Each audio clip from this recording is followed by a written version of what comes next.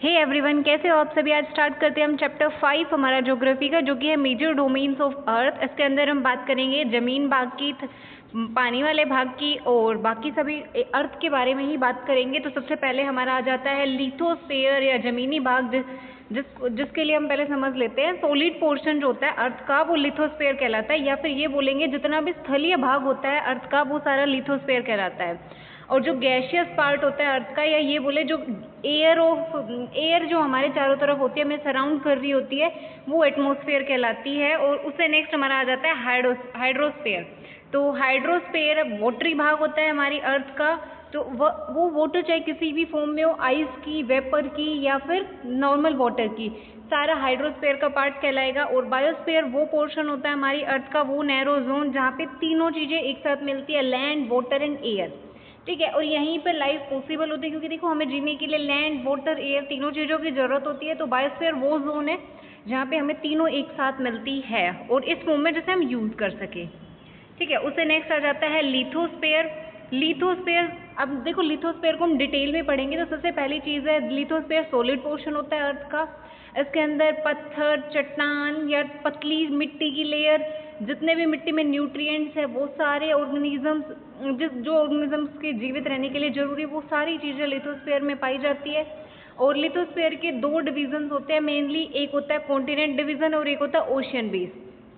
देखो continent division वो होता है जिसके अंदर मेजर लैंड मासेस पाए जाते हैं, जमीन का बड़ा भाग पाया जाता है, वो कॉन्टिनेंट वाला पार्ट होता है। और जबकि ओशन बेसिन वो होता है जहाँ पे जो हमारे जितने भी समुद्र है उसके नीचे वाला जो जमीनी भाग है, समुद्र के नीचे जब वाटर में डीप ओशन में जाएंगे तो वहाँ पे जो जमीनी भाग मिलेगा वो ओशन बेसिन कहलाएगा।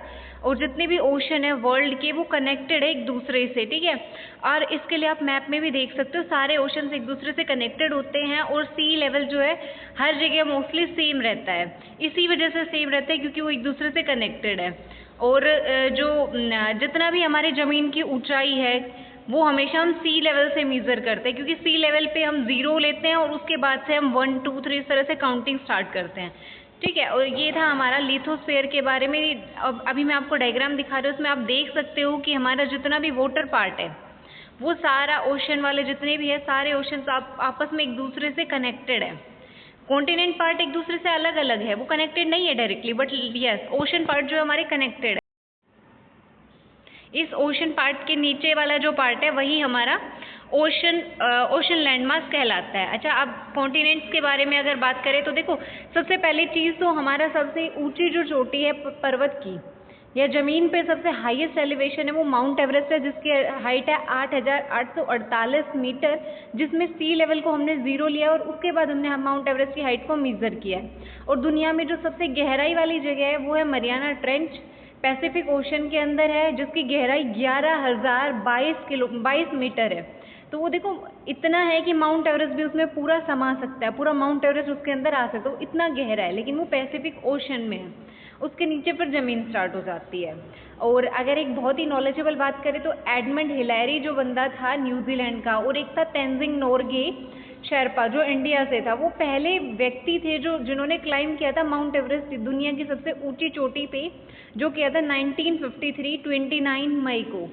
और जुनको ताबेई नाम की महिला थी जापान से, जो कि सबसे पहली बार 16 मई 1975 को समिट में पहुंची थी, और वही पहली महिला थी जिन्होंने क्लाइम किया था जो हमारा माउंट एवरेस्ट है उसको। और इंडिया से पहली विमेन जिसने माउंट एवरेस्ट को क्लाइम किया है वो है बछेंद्री पाल, और ऐसी महिला जो 2 बार माउंट एवरेस्ट को क्लाइम कर चुकी है वो है संतोष यादव। ठीक है, ये था हमारा कुछ माउंट एवरेस्ट के बारे में कुछ छोटे छोटे फैक्ट्स। उसके बाद बात करते हैं हम कॉन्टिनेंट्स के बारे में। तो हमारे जो 7 कॉन्टिनेंट्स की बात करें तो हमारे पास मेजर 7 कॉन्टिनेंट्स है, और जिनको वाटर बॉडीज से जितनी भी ओशंस है ना वो एक दूसरे से इन कॉन्टिनेंट्स को सेपरेट करते हैं। 7 कॉन्टिनेंट्स कौन कौन से, उसमें सबसे पहले एशिया, फिर Europe, Africa, north America, south America, Australia and Antarctica. ये है हमारे कॉन्टिनेंट, जिसमें ज़्यादातर कॉन्टिनेंट नॉर्दर्न हेमिस्फीयर में पड़ते हैं। उसके अलावा कुछ कॉन्टिनेंट हमारे सदर्न हेमिस्फीयर में भी पड़ते हैं, जिनका हम अभी मैप के थ्रू देख लेते हैं। तो सबसे पहले कॉन्टिनेंट नॉर्थ अमेरिका, ये है हमारा नॉर्थ अमेरिका, ये वाला पार्ट हमारा साउथ अमेरिका, और इधर है अफ्रीका, और अफ्रीका के बाद ये है हमारा Europe and then Asia and Australia. ठीक है, ये हमारा अंटार्कटिका। ये सारे हैं हमारे कॉन्टिनेंट 7 के 7, जिसमें सबसे पहले हम बात करते हैं हमारे जिस कॉन्टिनेंट में हम रहते हैं हमारे कॉन्टिनेंट की, जो कि है एशिया कॉन्टिनेंट। एशिया कॉन्टिनेंट जो है सबसे बड़ा कॉन्टिनेंट है और ये धरती का 1/3 पार्ट को कवर करता है, लैंड मास में 1/3 का पार्ट को कवर करता है।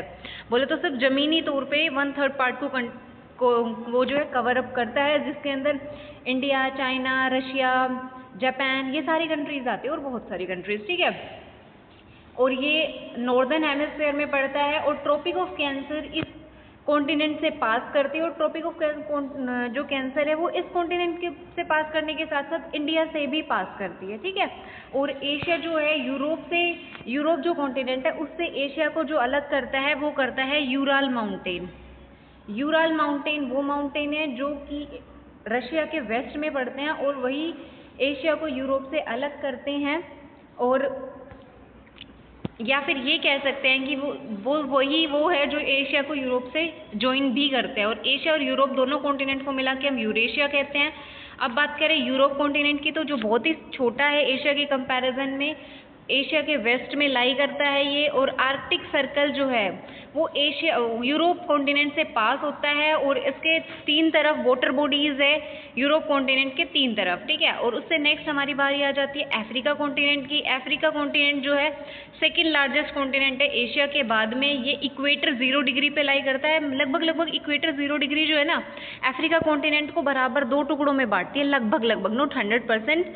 और जो पार्ट है अफ्रीका का लाई करता है नॉर्दर्न हेमिस्फीयर में, कुछ बहुत बड़ा सा पार्ट, और कुछ पार्ट इसका लाई करता है सदर्न हेमिस्फीयर में।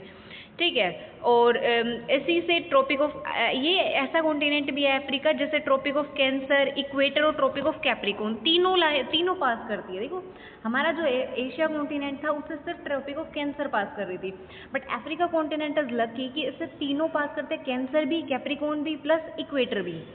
ठीक है, तो उसके बाद में इसी में दुनिया का सबसे बड़ा और सबसे गर्म डेजर्ट सहारा डेजर्ट पाया जाता है। और इसके 3 साइड समुद्र है और एक साइड सी है। और ये एक चीज़ आप नोटिस करोगे कि वो दुनिया की सबसे लंबी नदी नील नदी भी इसी कॉन्टिनेंट में पाई जाती है। और इससे नेक्स्ट हमारा आ जाता है नॉर्थ अमेरिका कॉन्टिनेंट, जो कि तीसरा सबसे बड़ा कॉन्टिनेंट है। और ये साउथ अमेरिका से एक बहुत छोटे से ज़मीनी भाग से जुड़ा हुआ है।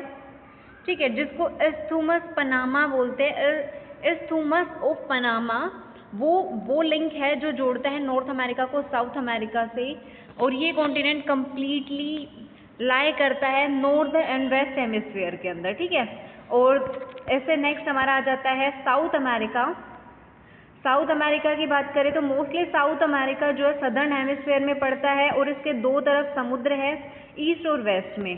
ठीक है, और दुनिया का सबसे लंबी माउंटेन की चेन, देखो ऊंची नहीं, जो माउंट एवरेस्ट है वो सबसे ऊंचा पर्वत है, लेकिन इसमें लंबी जो ज़्यादा लंबाई तक फैली हो वो एंडीज जो है माउंटेन की चेन है, माउंटेन रेंजेस है, वो इसी कॉन्टिनेंट में पाई जाती है, साउथ अमेरिका कॉन्टिनेंट में। और साउथ अमेरिका में दुनिया की सबसे लंबी नदी, जो सबसे लार्जेस्ट रिवर है अमेज़न रिवर, वो पाई जाती है। और यहाँ पर ही अमेज़न के जंगल भी पाए जाते हैं। अब इससे नेक्स्ट आ जाता है हमारा ऑस्ट्रेलिया कॉन्टिनेंट। ऑस्ट्रेलिया कॉन्टिनेंट दुनिया का सबसे छोटा कॉन्टिनेंट है जो पूरी तरह से साउथ हेमिस्फीयर में पाया जाता है। तो और इसके चारों तरफ समुद्र है, इसीलिए इसे आइलैंड कॉन्टिनेंट भी बोला जाता है। देखो आइलैंड वो जमीन का भाग होता है जिसके चारों तरफ पानी हो। ठीक है, तो ऑस्ट्रेलिया कॉन्टिनेंट हमारा ऐसा कॉन्टिनेंट है जिसके चारों तरफ पानी है, इसीलिए इसे आइलैंड कॉन्टिनेंट बोलते हैं। इससे नेक्स्ट आ जाता है हमारा अंटार्कटिका कॉन्टिनेंट, जो कि हमेशा कंप्लीटली बर्फ से ढका होता है और ये सदर्न हेमिस्फीयर में पड़ता है और साउथ पोल के ऑलमोस्ट पास पड़ता है या साउथ पोल के बिल्कुल ऊपर पड़ता है और पोलर रीजन में है ये, क्योंकि यहाँ पे परमानेंट बर्फ रहती है। ठीक है, और कोई परमानेंट ह्यूमन सेटलमेंट या परमानेंट घर किसी के भी नहीं है, कोई भी यहाँ पे गांव शहर परमानेंट नहीं है। यहाँ पर सिर्फ सभी जितने भी हमारे कंट्रीज़ हैं उन सब के रिसर्च स्टेशन हैं यहाँ पे अंटार्कटिका में, जैसे कि इंडिया का अपना रिसर्च स्टेशन है यहाँ पे जिसका नाम है मैत्री एंड दक्षिण गंगोत्री। ये हमारा रिसर्च स्टेशन है जो वहाँ पे हम हमारे साइंटिस्ट रिसर्च करने के लिए जाते हैं। ऐसे ही बाकी कंट्रीज़ के भी अपने अपने रिसर्च स्टेशन अंटार्कटिका में, लेकिन परमानेंटली कोई गाँव शहर या किसी का घर वहाँ पे नहीं है, क्योंकि वहाँ पे जो एनवायरनमेंट है, कंडीशन है इतनी एक्सट्रीम है कि लाइफ इतनी ईजी, मतलब इतनी ईजी है ही नहीं कि वहाँ पॉसिबल हो पाए। ठीक है, इससे नेक्स्ट हमारा